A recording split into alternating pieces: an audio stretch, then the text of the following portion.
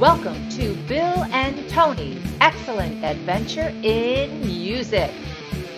Here are your hosts, Bill Fraser and Tony Sartu.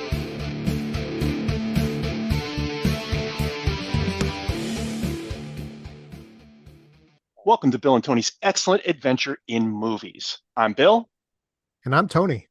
and we usually explore our love for music, but today we're talking movies. Yes, so we have done the Top Gun instant reaction to Maverick last year, and we enjoyed doing that a lot. And we're thinking, it's the summertime, and lots of big movies are coming out, and we wanted to see them all. So we said, why don't we do a mini summer movie season for the pod? So we're going to do our instant reaction, spoiler-free reaction to Oppenheimer. We're going to do Indiana Jones Dial of Destiny, Mission Impossible Dead Reckoning Part 1, and maybe Barbie if we get around to it. So we'd love to know what you guys think about us doing some movies. Bill, how can people get a hold of us? So, of course, Tony, they can reach us on email. You can reach me at bill@bntexcellent.com, and you can reach Tony at tony@bntexcellent.com. On social media, on Instagram, we're Bill and Tony Pod. On Twitter, we're Bill and Tony Pod. We don't have a Threads yet, but maybe that's coming soon. And on Facebook, our Facebook page is BNT Excellent. All right, so let's get to the movie. So it's Oppenheimer. It was written and directed and produced by Christopher Nolan. He had some producing partners in Emma Thomas and Charles Roven. The movie was released widely on July 21st, and in the opening weekend, it did $82.4 million in the domestic box office. For an R-rated movie, that's amazing. For an 3-hour R-rated movie. 3-hour R-rated movie, absolutely. And we won't digress too much into this, but on the same weekend when another movie did $160 million. So it's really pretty bonkers. As of this recording, it's got a 94% fresh score on Rotten Tomatoes for both the critic score and the verified audience scores. So, Tone, the cast for this movie is insane. It's just a really rich cast, headed by Cillian Murphy as J. Robert Oppenheimer and Emily Blunt as Kitty Oppenheimer, his wife. But you've obviously got Matt Damon and Robert Downey Jr. and Florence Pugh.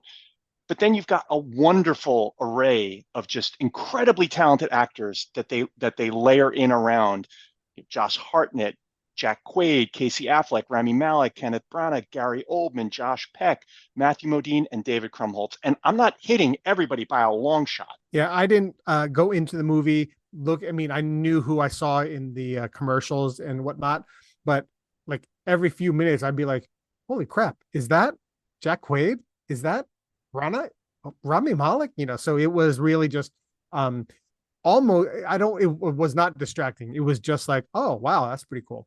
Well, so speaking of all the people involved in this movie, you were really excited to talk about a little something you might not know. So hit us with your knowledge. So this might not be crazy, something you might not know, but it was something that I really thought was pretty cool when I read it. So as you might know, Christopher Nolan is a prolific movie maker, and he did a movie a few years ago, Tenet, which starred Robert Pattinson, and great movie. Had lots of wonderful actors in it, just like this movie does as well. And at the wrap of the Tenet movie, Pattinson gifted Nolan a book of essays by Oppenheimer. Because in the movie it's a lot of stuff about the destruction of the world, and there's actually a whole component that Nolan was thinking about in Oppenheimer and destroying the world and whatnot. So Pattinson gifted him this series of essays, and it kind of wound up being the impetus for him to actually dig into Oppenheimer and write the story. He said it actually wrote really, really quickly. And the other tie-in that's something you might not know is what led him to write a biopic. He actually wrote another biopic that didn't get made. He wrote a biopic that was in parallel to the biopic that was actually released about Howard Hughes, and he had Jim Carrey set up to play Howard Hughes, and pulled it because obviously the Leo DiCaprio version of the Howard Hughes movie gets released, and he basically got beat to screen. So he scratched his script, canceled the work. He said it was the role that Jim Carrey was born to play, and he was devastated that he couldn't do it. But it actually made writing Oppenheimer that much easier because he'd had practice doing it. Interesting.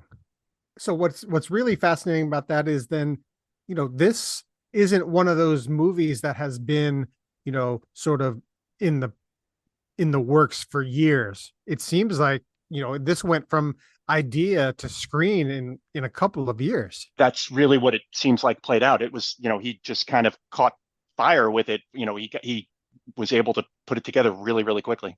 Amazing. All right. So, this is an instant reaction pod. We're not going to do spoilers, and we're not going to do a deep dive here. So this is just going to be a couple of conversation points to let the audience know what our experience was and our thoughts were on the movie at a very high level. What do you think? Is that all right with you, Bill? Love it. All right. So the first thing is that we were one of the lucky folks that got to see this in the 70 millimeter IMAX format. And, if you pay attention, there's been a lot of conversation and talk about that. And the fact that there's only 30 theaters in North America that are equipped to play the movie in this format, which as Nolan says, is its intended format. So what did you think? So first of all, thank you for getting us tickets to go see it in 70 millimeter. I was not ahead of the game on that, and we got to go see it, on opening weekend in 70 millimeter. So big shout out to the awesomest concierge ever, Tony, by getting us tickets for that. It was surprising. Like I expected a different theater experience when I walked in. So I have been to IMAX a few times. The local IMAX by me, when you walk in the theater, it's this big, huge, wide screen. And that's kind of what I expected. And I walked in, and the best way that I can put it is it felt like it was portrait instead of landscape. Absolutely. And that's, I didn't expect that at all. So you get this really super tall screen that is the same width-ish as like Almost a normal movie square, screen. yeah. Well, yeah, almost a square, exactly. But it's huge. Yeah, no, I agree. I was thrown off by, that same expectation of a huge screen, but expecting it to be wider than tall. And it was, if not a perfect square, it was, pretty close to a square.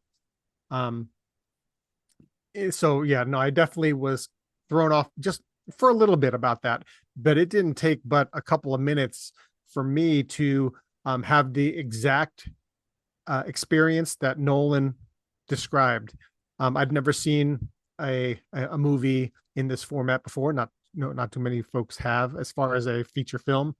And the way he was describing it is, it's a 3D movie, 3D experience in 2D, and that's exactly what I experienced. I agree. I mean, the word I would use is immersive. I Mm-hmm. felt like I was in the story because of how big it was in front of us, and the sound was excellent. The visuals were really just immersive. But it's not just the big, because you can get that anywhere. But for me, I was really experiencing the depth and clarity of every image. I really could feel like I was watching, the 3D movie, but without the glasses and all that. It was just really experiencing that.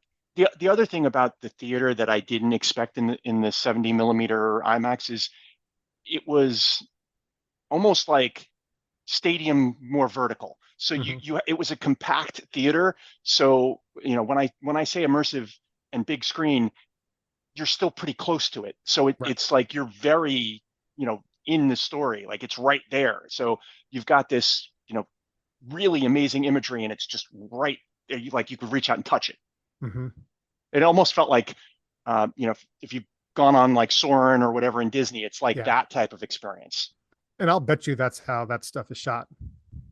Yeah. So one of the things I was reading is the way that effect is achieved is because of the increased film that is used to capture these images, it ends up getting, I don't remember the exact numbers, but it's something like 3 to 4 times as many pixels as regular 35 millimeter film captures. And I don't know how that translates to digital film, but it's significantly more um, image that they're capturing on that film, and that's why you get these great effects. So it's really funny. It actually it really resonated for me with something that I had just heard recently. I was listening to a podcast on and they were talking to a neuroscientist, and they were talking about specifically memory and like some accidents or traumatic events, you remember things and they seem to move in slow motion.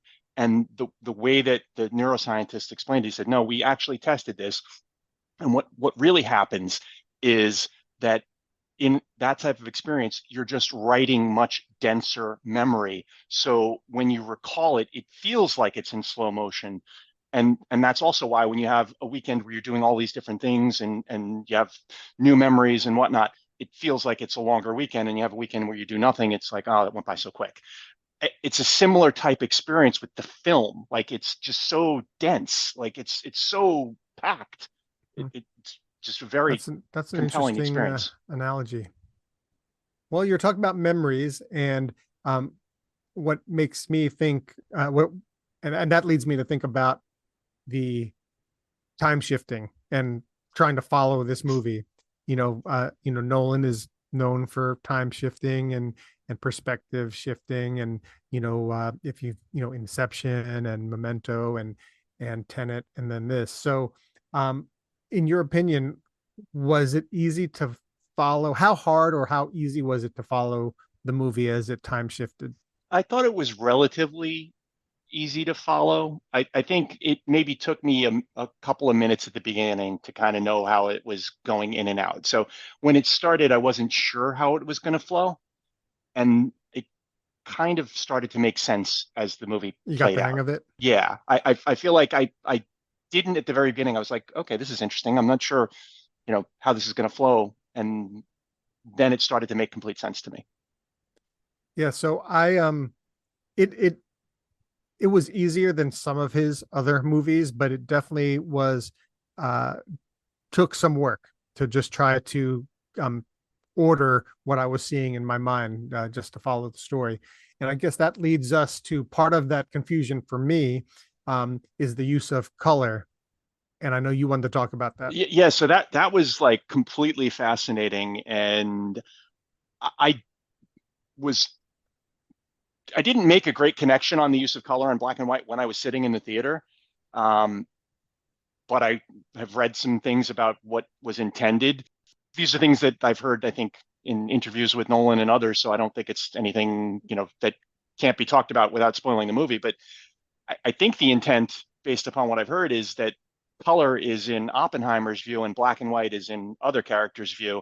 So you've got color is the richer story from his own view, and then the black and white is from other characters' points of view. Yeah, so I didn't pick up on that, to be honest with you, when we were In the watching the movie, movie. not at all. But I was tripping up on it because, I knew it was obviously intentional, but I wasn't capturing what the intent was. Like, what was the formula for when we saw the Completely, different color in the black and white? completely agree. I didn't get it in the theater at all. Like hearing it after the fact, I'm like, oh yeah, that kind of makes sense. But I didn't pick that up in the theater at all. Yeah, so folks, we talked about it. I don't think that that's a spoiler. I actually hope that it actually helps improve your experience if you weren't aware of that. But now that definitely, watch it through that lens, and you'll have an easier time following that than Bill and I did. All right, so pacing and length. We didn't talk. We barely, we did an hour car ride home after the movie, but we intentionally didn't talk about the movie, except I think maybe one thing we hit on, and that was pacing and length. So for me, and we talk about this a lot when we talk about albums, and we talk about this a lot when we talk about movies. The length matters, and specifically, don't be excessive. And for me with this movie, there was an excess. Like I didn't feel like there was anything in there that didn't fit the story well. I've sat through 2.5 hour movies where I'm like, oh my God, is this movie ever going to end? And I didn't get a second of that sitting through 3 hours of Oppenheimer. I was paying rapt attention the whole time, and I didn't feel like the 3 hours was going slowly at all. So I have to say that I agree that I don't think there was fat. And, we'll talk about that in some of the other movies that we review this summer about the idea of some fat. I don't think there was any fat here, but I did find that the first, 2 hours is really propulsive going towards the successful development of the bomb and the bombing of Hiroshima and Nagasaki, and that is just so propulsive and so much energy. And I was literally on the edge of my seat. And I have to say that I did find in that last hour, even though it was interesting and it wasn't fat, and I, really enjoyed it, I was starting to squirm a little bit. I just caught myself getting a little antsy. That's fair. I mean, I definitely feel like if there was something I would pick at, it would be there were some components of the story where not that they weren't good in the movie, but maybe extraneous. The Florence Pugh piece of the story, they might not have had to include. Like, I think you could have told the same story and probably taken 20 minutes out of the movie by that, but I don't think it detracted from the movie. And I think she's a tremendous actress, and I think the dynamic between the two of them was great. So I think it was good, but I think you might have said, okay, 20 minutes less. All right. So you mentioned Flo Pugh, but let's turn it back to Cillian Murphy, who was R.J. Robert Oppenheimer. He was I'm not going to say he was in every scene, but he was in a ton of this movie, and he's clearly the person whom the movie revolves around. What did you think of his performance? So I have been a Peaky Blinders fan, so I've followed him, and I think he's a phenomenal actor. I thought he was perfect as Oppenheimer. I like the physical demeanor. Even there's some facial features that are some slight similarities. I just really thought he cast a good character as Oppenheimer, and he was compelling to watch. I really felt like he did a tremendous job. I couldn't agree with you more. I could not take my eyes off of him, and I'm not a Peaky Blinders guy. I'm not familiar with his work. I actually don't know. I can't recall anything that I've seen him in. So I came into it not knowing anything about him. I couldn't take my eyes off of him. And of course, I was also looking at him in a giant screen in 70 His millimeter. big giant head, right? So yeah, I couldn't take my eyes off him. But his performance was absolutely amazing. So any other notes on cast performances? Anyone you want to call out in particular? So the cast was phenomenal. I think Emily Blunt was really great as Kitty. I think Matt Damon, but kind of, I'm not always the biggest Matt Damon fan, and I think he did a tremendous job as Leslie Groves. And the one that kind of took my breath away was the Gary Oldman. Like I didn't know he was in the movie, and the makeup was so darn good that I was like, that's Gary Oldman, isn't it? And I had to actually look it up when I got home to make sure it was Gary Oldman. I just had to check our show notes because I didn't know that was Gary Oldman playing who he played. I was like, who the hell was Gary Oldman in this movie? He played Truman. Yeah, and I'm Team Blunt, so I mean, I have a long-standing crush on Emily Blunt, and she was tremendous. And I didn't mention Downey Jr., and he was spectacular in the movie. Like he played a perfect, like to the point where, not to get into the spoiler of it or anything, like he really drew you in. He really, really drew you in. Absolutely. I mean, there's another, if you want to shorten this movie and then do a different movie, just, centered around Robert Downey's character, you could have totally done that. And I'd go see it. I'd go see it.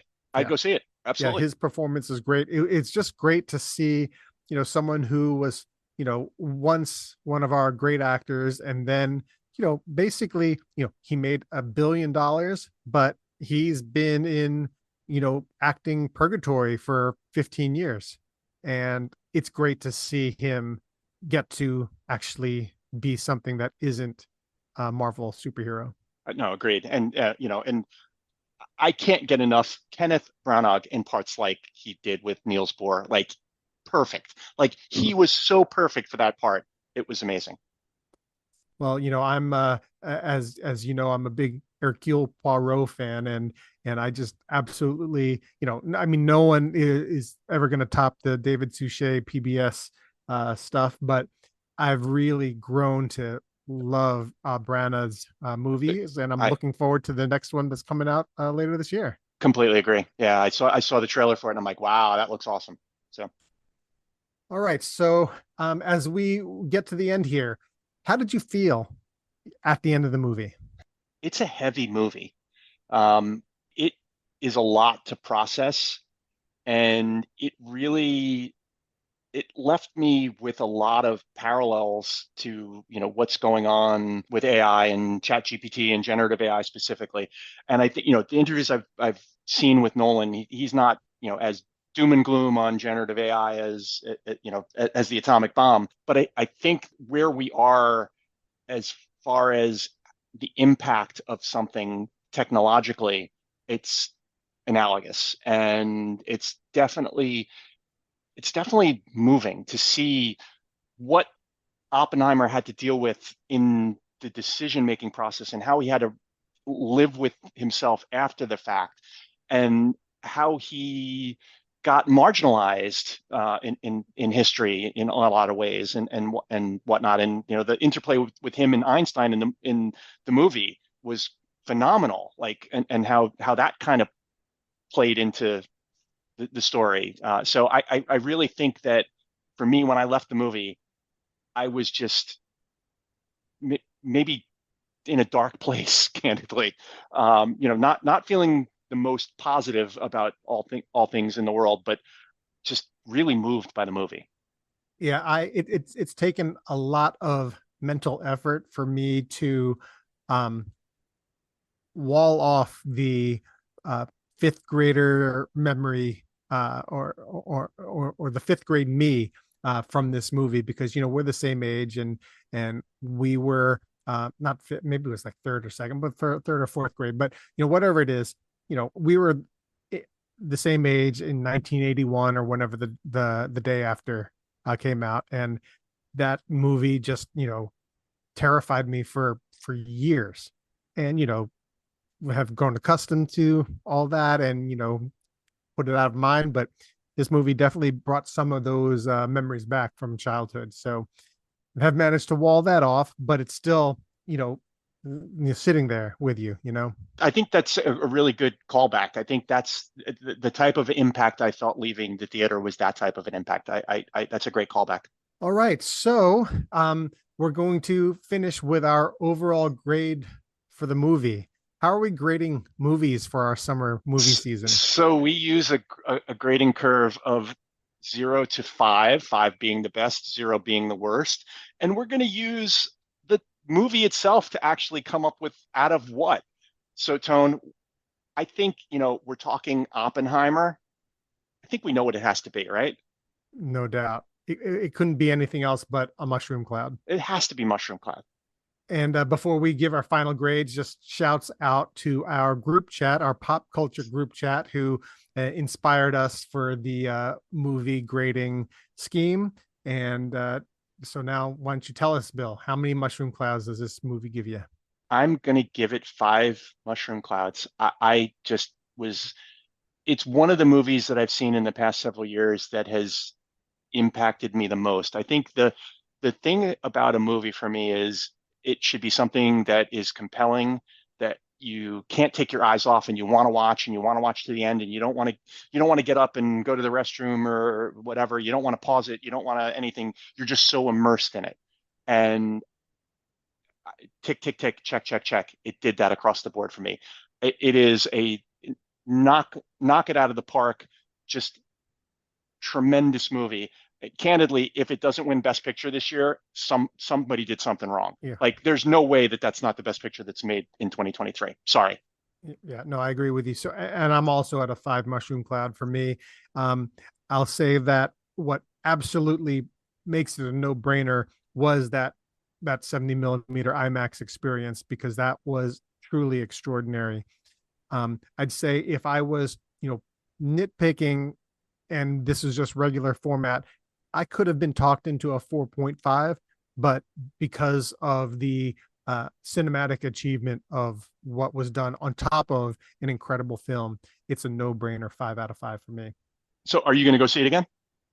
Yeah, I'm going to go with Call, but because she doesn't want to travel more than 15 minutes to go to the movies, we'll see it in, a regular size screen. Yep. Chris and I are going to see it in our Manville Theater tomorrow in Dolby Atmos. So we're not going to see it in big IMAX, but we're going to see it in the nice Dolby Theater. So, yeah, well, we're not even going to get Dolby. So we're going to be slumming it old school. All right. So I guess that's about it, right?